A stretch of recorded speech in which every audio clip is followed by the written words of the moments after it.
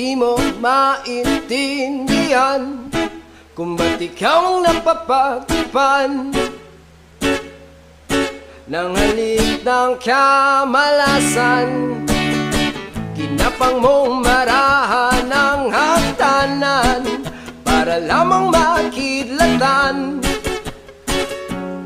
sa kaitaas-taasan. Ngunit kaibigan, huwag kang magpapasindak. Kaibigan, easy lang saya.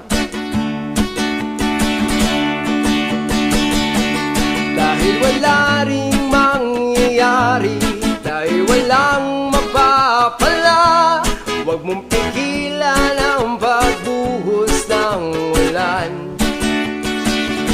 May panahon para maging hari, may panahon para madapa, dahil ang buhay natin ay sadyang ganyan. Umaraw, umuulan,